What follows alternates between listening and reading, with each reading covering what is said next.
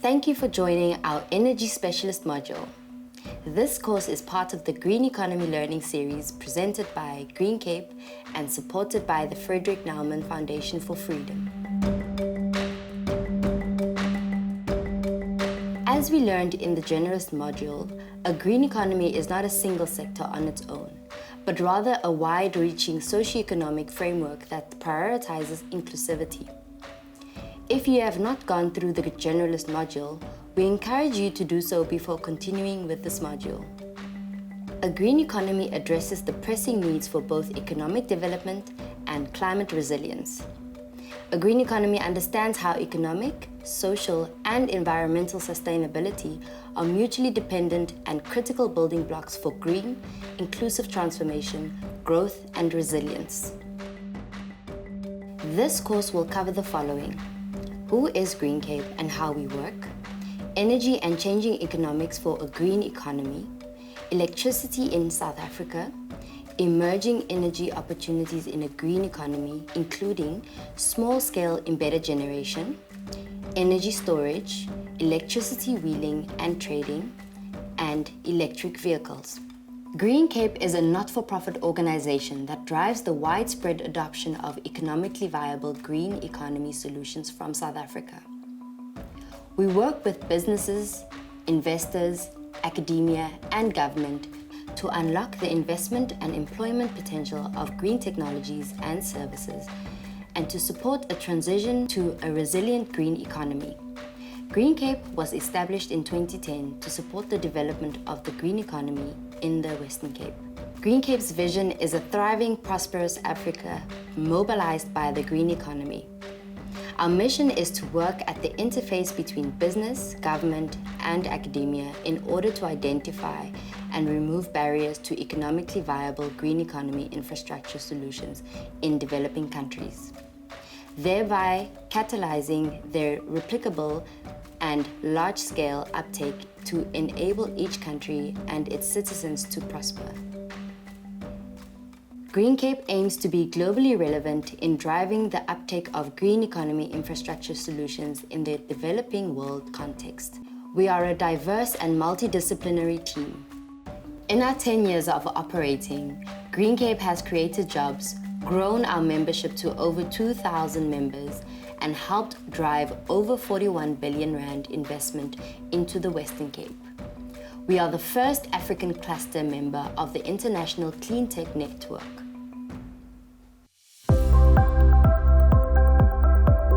Today we want to share what we know about energy in the green economy context. During the 2020 COVID-19 pandemic, renewables were the only source of energy that posted growth in demand. On the back of lower operating costs and preferential access to many power systems, the share of renewable energy in the generation mix rose considerably, with record high hourly shares of variable renewable energy access across the world. Globally, the impact of COVID-19 has been significant. Global energy demand declined by almost 3.8% within the first quarter of 2020, with most of that impact being felt in March as the confinement measures were enforced across Europe, North America, and elsewhere around the world. The demand for coal, gas, and oil all decreased by between 2 and 8%. Renewable energy was the only source that posted growth in demand, driven by a larger installed capacity and priority dispatch across the international grid. Globally, the renewable energy capacity continues to increase. The share of renewables in the capacity expansion continued its upwards trend to reach 72% in the 2019-20 year. Similarly, the renewable energy share of total generation capacity rose from 33% in 2018 to 34% in 2019-2020. At the end of 2019 and the beginning of 2020, global renewable energy generation capacity amounted to 2,537 gigawatts. Renewable generation capacity increased by 176 gigawatts in 2019, led mainly by solar PV, onshore wind and hydropower. Solar PV capacity expanded the most with almost 100 gigawatts. Meanwhile, onshore wind additionalities totaled to 59 gigawatts, and hydropower growth increased by 12 gigawatts. Total installed capacity is on track to overtake coal by early 2023-24. The key economic drivers behind this global increase have been government policy support, dedicated procurement programs, and continually reducing operational costs of the renewable energy space. The renewable energy costs continue to fall. If we look at the graph as it shows, the snapshots of what we see in 2010 prices and in 2019 prices. The two dominant technologies in South Africa are solar PV and onshore wind. If you look at the solar PV prices, we see in 2010 we had a price of around 5 Rand per kilowatt hour, falling all the way down in 2019 to about 1 Rand per kilowatt hour. Looking specifically at onshore wind, in 2010 we were around 1 Rand 30 per kilowatt hour, and these prices have fallen all the way down to 80 cents per kilowatt hour in 2019. These trends are expected to continue into the future. If we look specifically now at some on-the-ground prices, we see the prices are getting even cheaper. Here are some examples of international tender prices that we've seen over the last couple of years. Looking at these prices in these international bid rounds in the UAE, etc., we can see Rand prices all the way down to 20 to 25 cents per kilowatt hour. In South Africa, we have the REI4P, or the Renewable Energy Independent Power Procurement Program, which is our utility-scale renewable energy program. This is a national government procurement program that has looked to create a competitive bidding project to bring new renewables online. The program uses a 70-30 bid ratio against price and economic development. The capacity is allocated across 7 different renewable energy technologies and really is focused on a strong local content drive to spur local value add within South Africa. Independent power producers produce the energy, and this is pushed onto the South African grid at a specific price. Over the last 10 years, we've had 4 bidding rounds between 2010 and 2015. And over the last 5 years, we've experienced a delay while we wait for bidding round 5. It is expected that this round will come in 2021. And the global trend of reducing renewable energy prices is expected to be seen in South Africa as well. In the early bid rounds, we've seen prices right up above the 1 Rand. And in the latest rounds, we're seeing this well below 70 cents for the large-scale blended projects. This is including mainly wind, solar, and some concentrated solar power. In the large-scale REAP, 91 out of 92 projects have reached financial close. The REAP has been lauded globally for its clear mandate, growth path, and independence in its procurement approach. This is clearly illustrated through a tariff decline of more than 150% over the last 6 years, with a levelized cost of electricity for wind, solar, in the coming rounds being less than 62 cents. New prices for the renewable energy auction are anticipated in the 40 to 50 cents per kilowatt hour range. Internationally, there are even cheaper prices. For example, in the UAE, we're seeing that well below the 20 cents mark. This dropping cost of renewable energy, coupled with the rising cost of Eskom electricity, has created a sizable demand for viable alternative energy sources in South Africa. This graph compares the Eskom price increases to the more conservative increases in the South African inflation rate, as in reflected here in the Consumer Price Index. The average standard Eskom tariffs have risen by almost 300% since 2007. Historical data from both Eskom and Stats South Africa has revealed that while inflation has almost doubled since 2009, Eskom prices have tripled over the same period. The average standard Eskom tariff will increase from about 1 Rand 16 to 1 Rand 28 per kilowatt hour, an increase of almost 10%. This is on top of the existing 5.2% tariff increase that the power utility has already negotiated for the 2021 period, which will bring the total tariff hike to around 15% within the next year. So we come to look at the South African picture in more detail. The South African electricity picture remains very much vertically integrated. We have a single state-owned entity that manages the generation, transmission, and distribution within the South African grid. In terms of policy structure, we also remain vertically integrated, with the National Department of Mineral Resources and Energy determining the energy planning in South Africa, the National Department of Public Enterprise controlling the state-owned entity Eskom, and the National Treasury playing the finance role. Under all of these, we have what we call the National Energy Regulator, or NERSA for short. In South Africa, we also have a very traditional generation mix. over the last 50 or 60 years, we've built up a very strong coal-fired fleet that makes up a large portion of our total generation. In total, we have just about 44 gigawatts of available supply. And this is made up, as I've said, mostly by coal-fired stations, but we do also have open and closed cycle gas turbines, 2 pump storage hydro systems, 1 quite small nuclear station here in the Western Cape.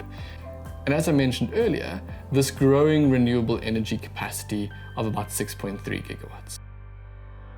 But this picture has changed quite drastically over the last 10 years. The average age of our coal-fired fleet is now over 37 years. As we get closer and closer to 50 years, those need to come offline and be decommissioned. At the moment, we are running all of our open cycle gas turbines almost 24 hours a day and running them on diesel. These systems are designed to be run for 2, maybe 3 hours a month at max. Our largest pump storage scheme has to come offline for maintenance. That will take almost 4 years. Coburg Nuclear Station also has to come offline for a year of maintenance. And as I mentioned earlier, we've had almost a 5-year delay in signing new utility-scale renewable energy programs. So all in all, this has resulted in a very common picture in South Africa. Candlelight through rolling blackouts, as we call load shedding. So the electricity crisis in South Africa has changed quite drastically over the last 12 years. And it's quite important to understand this change, really to set the context for what our next steps are within the South African crisis. So in 2008, we really entered what was then a demand crisis. So basically, we were using more electricity than we were able to supply for. Since 2008, we've seen a number of changes in the system. We've seen the Renewable Energy Power Program coming online. And in about 2014, we entered a very new stage in South Africa's load shedding history. And this was the first sign of what we're calling the supply crisis. So we had moved from not having, or from using too much electricity and not having enough, to now not having enough supply to meet a decreasing demand. So the South African demand for electricity has decreased since 2008, but we remain in a massive supply crisis, with many of our large power stations coming offline and being unable to maintain the demand.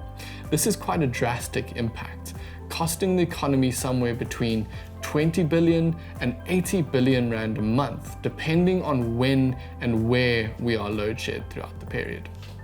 Over the last couple of years, we've continued to see a delay in the getting new generation online, specifically looking at the renewables program. And there's now an expectation that load shedding will be part of the South African narrative for at least the next 3 to 5 years. And there's not much we can really do about that, besides getting new generation online as quickly and as cheaply as possible. So if we look at these next 3 to 5 years and try to work out how bad this load shedding is going to be, we have to look back at the Integrated Resource Plan, which really lays out how are we going to meet the electricity demand in South Africa. So if we look at the figures in the Integrated Resource Plan, we see that over the next 5 years, we do have a shortage in both capacity and energy. However, if we update these graphs and look at a more realistic show of demand, and a more realistic energy availability factor. What is energy availability factor? Basically, this is how much of that 44 gigawatts of available capacity is actually usable at the moment. And if we look at the average, it's probably around only 60% of that 44 gigawatts is actually usable in South Africa at the moment. That means if we take these updated demand figures and this energy availability factor, over the next 5 years, we're going to experience extended periods of load shedding, somewhere between stage 2 and stage 6.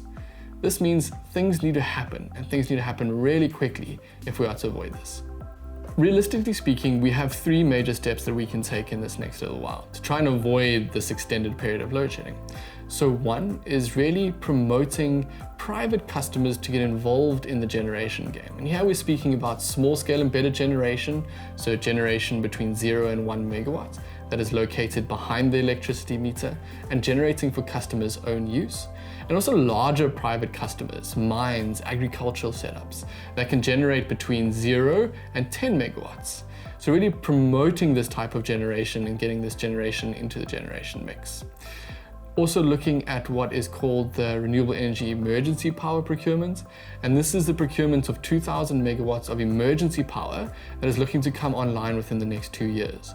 The bid rounds for this close at the end of 2020, and we're hoping that this will provide a sustainable supply of electricity to bridge the gap over the next couple of years. And then last is really to implement the plan from the integrated resource plan and to roll out the renewable and non-renewable sources of energy that are expected over the next 10 years. So if we look at this last point around the integrated resource plan, there are a couple of really important things to take note in this plan. And this is a great table that really breaks it down into some detail. So the first thing I want you to look at is that column highlighted in red. And this is the decommissioning plan for the Eskom coal fleet. And you can see how much needs to come offline within the next couple of years. Almost close to 12 gigawatts needs to come offline, within the next 10 years. I also want you to have a look at the solar PV and wind allocations. So these are allocations for new technology builds where you can see between 1 gigawatt and 1.6 gigawatts of new generation coming on annually from either solar or wind between now and 2030. There are a couple of really exciting additions to this new version of the IRP. The first is the storage line item, and this is really important for renewables. So obviously the sun isn't always shining and the wind isn't always blowing. So we need storage in order to flatten out that generation curve and to make sure when we need electricity, we have available supply. That's also linked to this gas allocation that's included here as well. And really gas and storage in this narrative play a very, very similar role. The additional really exciting thing that's been added in this 2019 version is the distributed generation allocation. And this was that first point that I spoke about in the next steps. So this is allowing private customers to install their own generation for private use. Generation of small, 1 or 2 kilowatts in a private household, all the way up to a 10 megawatt plant on a large farm, for example. So one of the things we can never do is waste a good crisis. And this is what we've seen over the last 12 years. But within this crisis, there are really exciting opportunities to unlock new investment and job creation within the South African green economy. First and foremost is this idea of small-scale embedded generation. So I've already mentioned that this is any generation of less than 1 megawatt that is located behind the customer's electricity meter, and it's also located on a site where electricity is also being consumed. So basically, it's not just a generation site far away from customers, but the generation and the customer on the same site. Over the last 12 months, we've seen about 250 megawatts of this type of generation being installed in South Africa. That's pushed us to well over 1 gigawatt of total installed capacity of this privately owned, operated and driven generation source. If we see this trend continue to grow, it's expected that we can see an annual growth increase of about 500 megawatts, taking us to an overall installed capacity of well over 7.5 gigawatts by 2035. One of the really important points is that because this is embedded generation, so it's physically embedded within the electricity network, you have to understand what is available from your local distribution utility in terms of grid connection. So in South Africa, over the last 2 or 3 years, a number of municipalities and Eskom, who both play the role of local distribution utilities, have allowed for grid connection of this embedded generation and are actually starting to pay a feed-in tariff for the additional electricity that you're not using that can be fed back onto the grid. This feed-in tariff ranges somewhere between 60 and 65 cents in Eskom and somewhere between 60 and 75 cents within local municipalities. But it's important to understand where you are allowed to grid connect and where you're not allowed to grid connect. So there are a couple of differences here. On the Eskom network, there are 2 opportunities to grid connect here. If you're on a medium voltage connection, you may grid connect whether or not you're on a shared or dedicated feeder. If you are on a low voltage connection, so most in residential homes, for example, you're only able to grid connect if you are on a dedicated feeder. So if you're on a shared feeder, there are currently no rules to allow grid connection in that space. If you are on a municipal connection, here the differentiation is municipalities that have the rules, regulations, and tariffs to allow grid connection, and those that don't. Around the country, there are 87 municipalities out of the 256 municipalities that allow grid connection and that are currently paying feed-in tariffs to their customers. If we look at the medium voltage connection specifically, it's important to note that as you're starting to get to this larger generation size, there may be requirements for things like grid studies, and this can come at additional costs. So it's important to first work closely with the distribution utility to understand their grid connection requirements. The one thing that we haven't yet added is, although you may have permission from your distribution utility to connect to their grid, you also need to register your system with a national regulator. This is a free process, but it is a requirement in order to continue to be seen as a legally connected generation source in South Africa. So this is an example of the Western Cape and the municipalities that allow grid connection within the province. There are currently 25 local municipalities in the province. Of those, 23 of them allow grid connection, with most of them having everything in place that they need to get that process going. So they have the bylaws in place, they have the application process, and they have the rules and regulations to dictate what type of generation. There are still a few that are lagging a little bit behind that currently don't allow grid connection. Here you're looking at municipalities like Laingsburg, Kannaland, and Swellendam.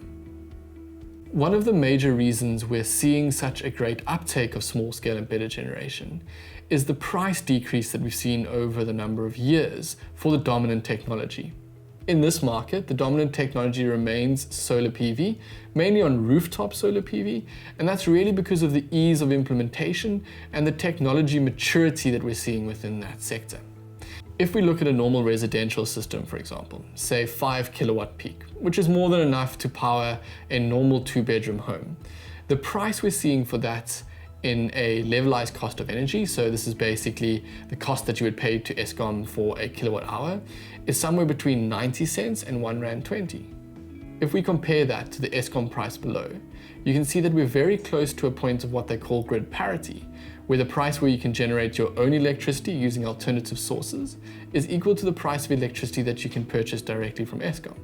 With the current Eskom price averaging somewhere around R1.50, we can see that at that point, it's cheaper to almost generate your own electricity at home than it is to buy from Eskom.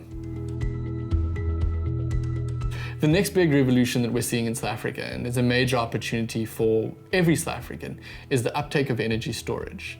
And here the dominant technology is looking at lithium ion, but there are a lot of opportunities in the vanadium flow batteries and the manganese ion batteries.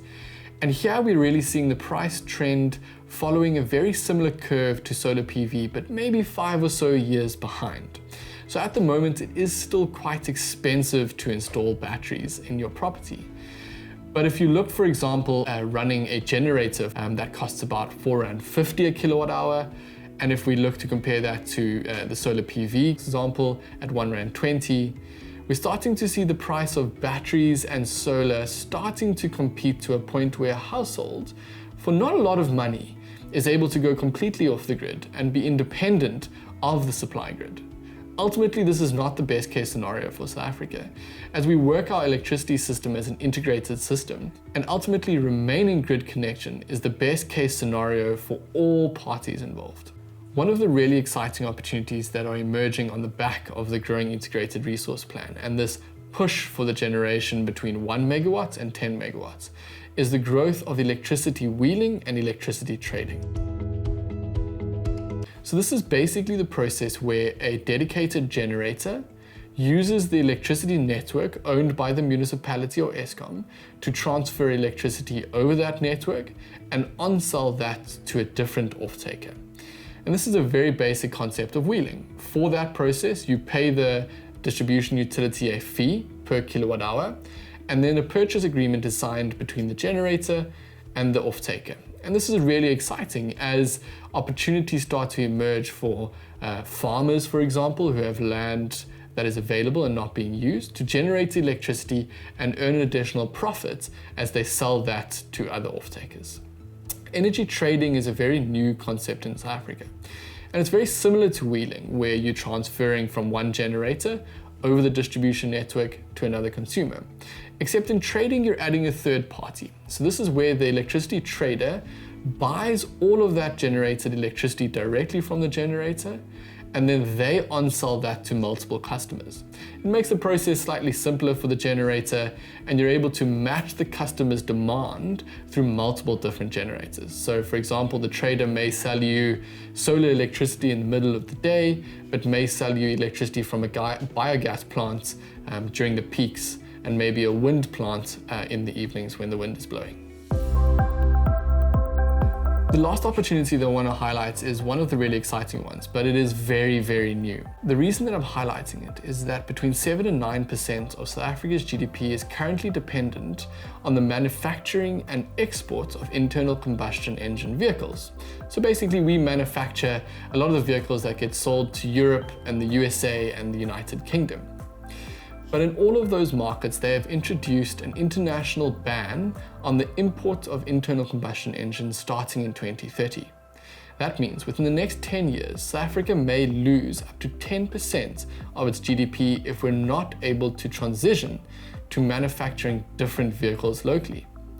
This means the manufacturing of electric vehicles in South Africa represents a massive opportunity for local manufacturing, for increased investment, and for job creation. And ultimately, it is the responsibility, if we are to maintain that large portion of our GDP, to start to explore these options as well.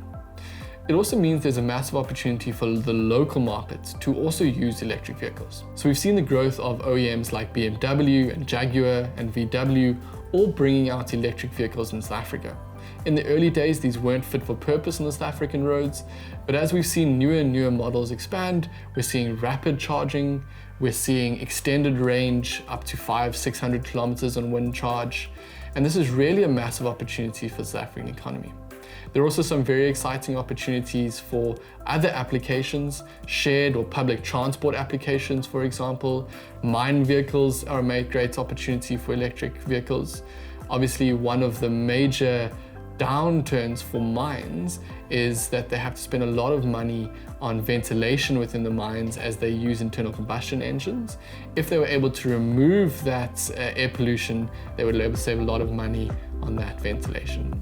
So overall, the electric vehicle market, although new, with only about 600 vehicles in the country at the moment, really represents an exciting space within the next couple of years. So that was a lot of information. Now I really want us to take some time to do a bit of an exercise. The first exercise we're going to do is a bit of self-reflection. The first question I want you to answer is, what do you believe is a fair price per kilowatt hour for electricity in South Africa? Linked to that is, what do you think is taken into account when calculating that price, that per kilowatt hour price? And then the last question is, how much, given everything that you've learned, are you willing to pay per kilowatt hour for your electricity?